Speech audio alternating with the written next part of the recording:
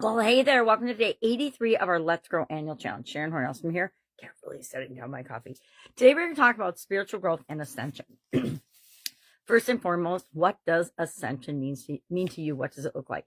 And for an action item today, we're going to actually draw something out. We're going to draw a pictorial representation of the journey of ascension for us and the different steps along the way. And all we're going to do today is share what step in our ascension process or ladder, or I see a staircase or a stairway to heaven in my mind, but it's different for each and every one of us.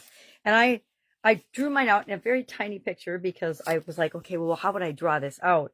And then I actually came up with 10 different steps that I see me traveling upon in different areas and aspects of my life as feel like I'm ascending and becoming a better version of myself.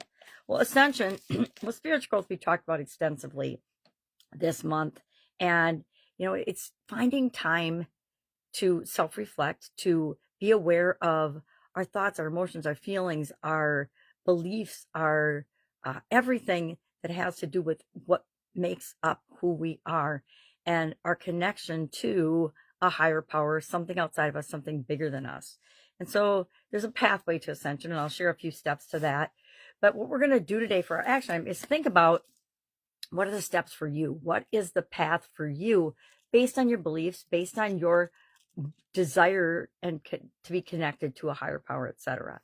It's such a personal journey. It's really hard kind of to share and talk about a lot of this stuff because it's about the journey. It's about embracing the journey, because that's what our life is all about. Our life is about experiencing it as only we uniquely can, because of our past, because of our present, because of our thoughts and beliefs and experiences and relationships and everything else. And that's what makes the world an amazing and incredible place, is that we are this mix of diverse human beings, all having a human experience and together creating the world as we know it right now, and as it continues to grow and evolve and ascend. So what are some of the steps along the pathway to ascension? Well, number one, it's about connecting to something outside of us, something, a higher consciousness, however you define that to yourself.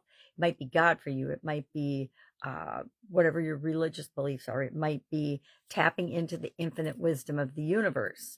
We also want to then, another step on the path to ascension is embracing the fact that everything is connected. We are all one living being, set of beings. We are all connected in some way, shape, or form.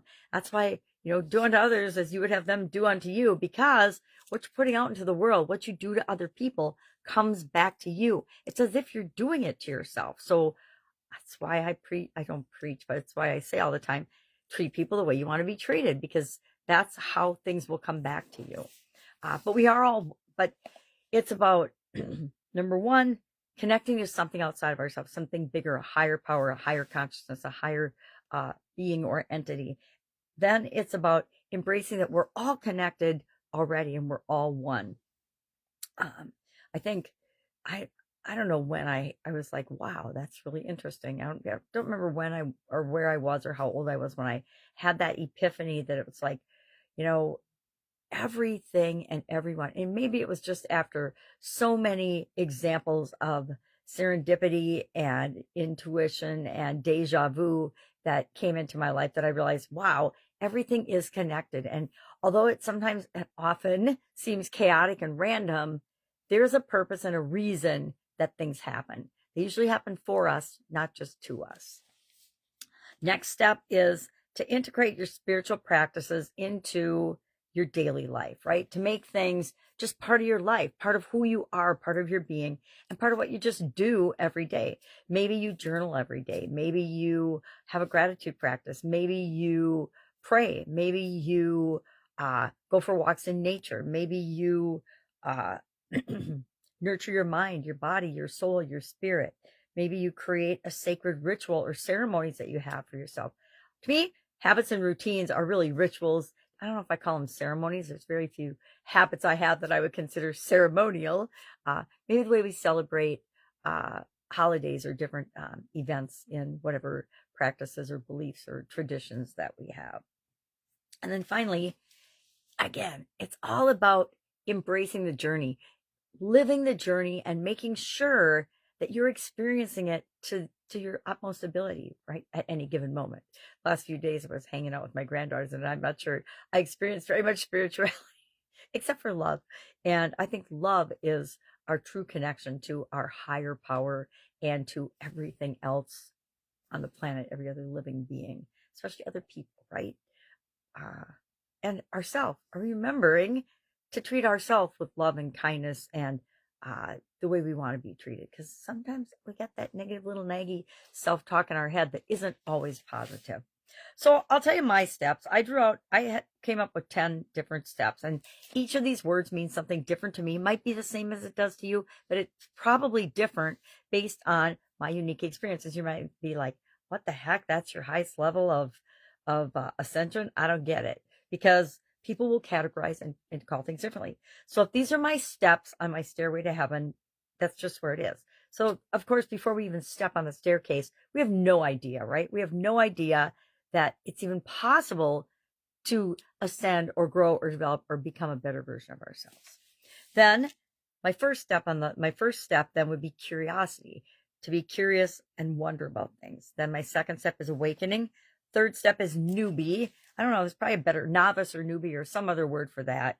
Neophyte, I don't know. They all start with N. Isn't that interesting? Kind of telling us we have no idea still. Then my next step is investigator. Following investigator is student, then practitioner, mentor, teacher, coach, and example. My highest desire is to be a positive example and a model for other people. That's mine. This is my 10 steps to ascension. And beyond that, I've just started thinking about it today. So that's what we're going to do today. We're going to draw out, what does ascension look like, feel like to you? You can either sketch out a little picture, or you can do like I did. I was thinking, I'm a process gal, so steps make sense to me. That's it. That's all I've got today. There's a write-up, of course, in Guide 2 of our Let's Grow Annual Challenge private Facebook group. You can check that out. So there's a better description about this and more detailed than what I went into, as well as Libby's story of ascension. So, and her journey. If I can help you anyway, ask. Otherwise, have a fantastic day, and I will, of course, be with you tomorrow.